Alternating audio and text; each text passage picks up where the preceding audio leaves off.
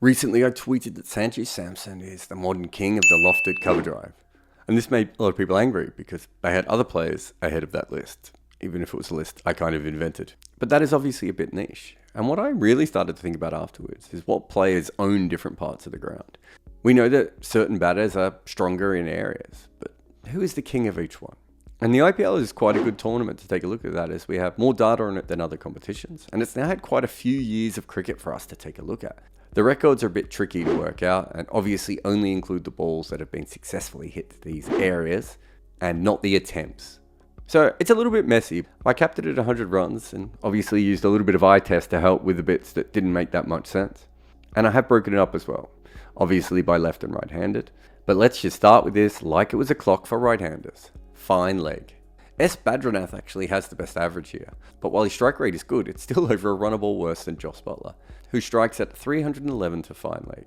He is about half a run quicker than his closest competitor, while also scoring the 5th most runs and averaging over 4. Not all the players here are scoopers, but he clearly is, and it works for him, so he gets this though. At backward square leg it was a bit tighter, so I had to look for someone who had a lot of runs, at a high average, and also with a great strike rate. AB de Villiers wins it because he strikes at 256 while averaging over 100 and also has the 5th most runs. His scoops tend to go a bit squarer than Butler's, so I'd say quite a few of these shots are scoops, but he can also sweep quick, so there's probably a few of them here. Sky and Hardik were also very good. Sky's actually faster than AB, but is dismissed a lot there. Hardik doesn't actually technically have an average there because he hasn't been dismissed yet, but he is a little bit slower and he doesn't quite have the runs. Here's a good one for you. Virat Kohli has over 1,000 runs forward of square leg on the leg side against seam bowlers. I'm pretty sure that less than 100 players in the IPL have scored more than 1,000 runs so far. But Andre Russell scores more than a runner ball quicker and does it while averaging 84. Only Chris Morris is really close to him on strike rate, and even then, Russell is a long way clear of him. Shout out to Ross Taylor for having the 3rd quickest strike rate here, and also for it being about 90% of his shot making when he was trying to hit 4s and 6s. Long on is where the strike rates really drop for the first time. I mean, partly just because there's a fair distance away from the batter to start with. And outside the power play, it's probably one of the few spots that is almost always automatically covered. There are only 2 batters who strike at over 200 here, and both of them have already won a zone each, Joss Buttler and Andre Russell. I was surprised that Kieron Pollard didn't make it, but he was just under 200. Russell gets it as he has more runs at a faster rate and a better average than Buttler. Again, there's only a couple of players who score it quicker than 2 runs a ball to long off, and they're Andre Russell, and you're probably not going to believe this, but Harbhajan Singh. I actually expected a bit more of this kind of weird trend with some tail enders because a lot of them just kind of have one shot. Even some of the bowling all-rounders are a bit like that. But this is actually one of the few I really saw. I think the 100-run cutoff probably is the reason for that. Although you could probably include Chris Morris in backward square leg. But Russell is still 0.3 runs a ball quicker than Harbhajan. Has a far better average and has scored way more runs there. Kieron Pollard was again the closest to 200 with a lot of runs at a very high average.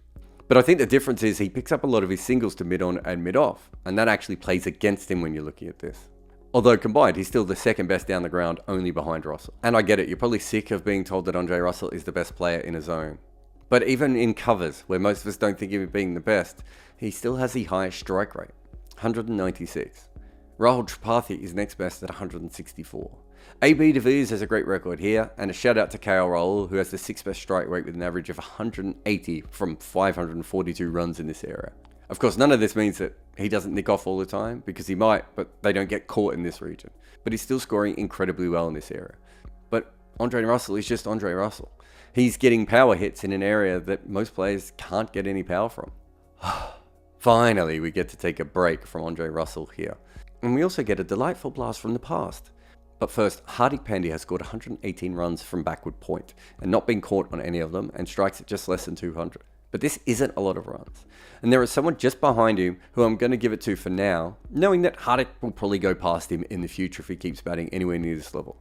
But that player is Virender Sehwag, who averaged 70 and struck at 184 and made 348 runs to backward point.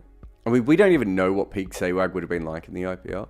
But even this old version, who didn't even seem to take it that seriously, still completely blasted the ball through backward point and probably through a few fielders' hands.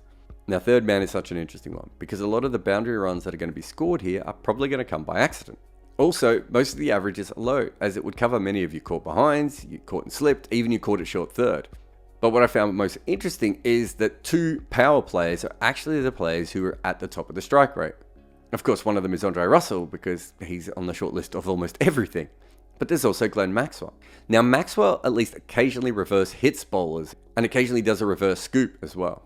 And I'm going to assume that more of his are on purpose than Russell's are. But I'm not going to give it to either of them because I do think a healthy amount of these runs are just from the outside edge. But the most intentional player is probably Joss Buttler. He can play scoops on either side of the wicket. And I knew that third would be the toughest coming in. I was actually tempted to go with Badranath, who seems to play in a reverse V. It's almost like he's playing straight down the ground, but behind him. I also thought about KL, who had a really good strike rate at a better average.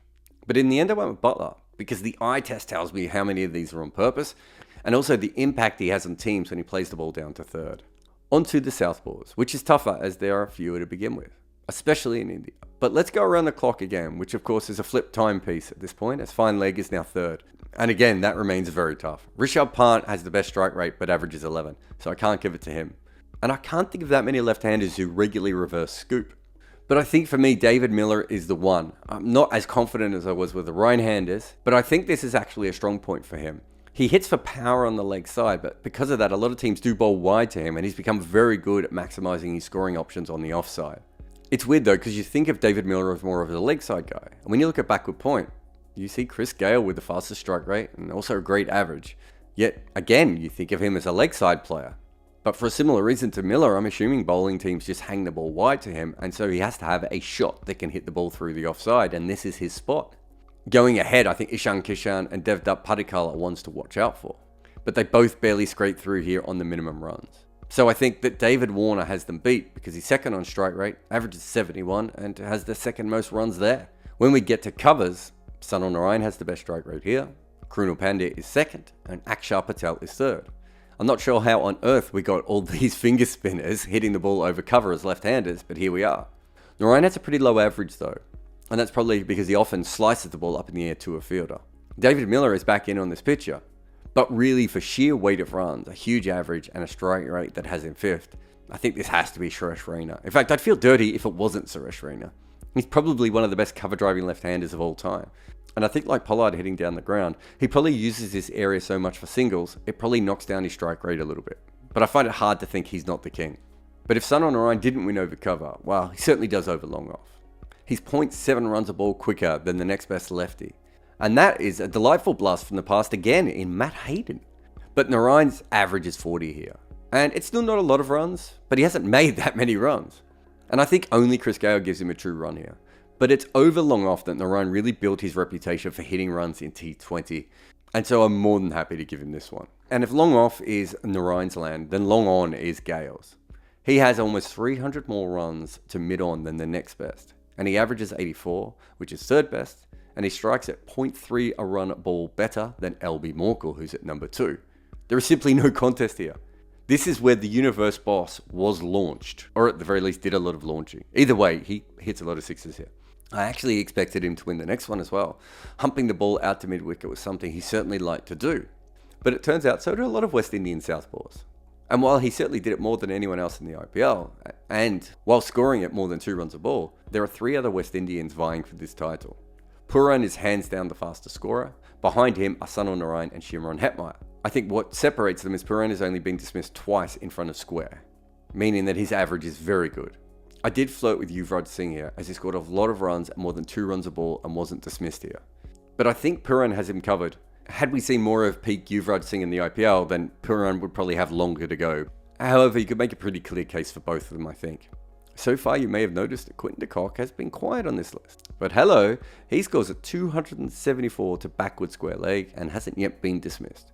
No one else is really close to claiming this zone. In fact, incredible shout out to Sanesh Jayasuriya, who has the next best strike rate, just not that many runs.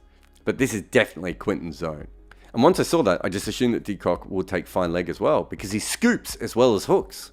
But maybe he hits them wider, because 2 young Indian keepers had him covered here. Also, what's the deal with wicketkeepers only hitting behind square? That's for another day. Ishan Kishan flirted with 3 runs a ball in this area, while maintaining a very good average, but with only 117 runs.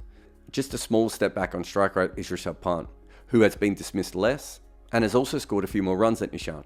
These two are pretty hard to split. You could have gone in either direction. I went with Pant barely. just because of the extra runs and average. Also because I kind of feel like he's the better scooper of the two.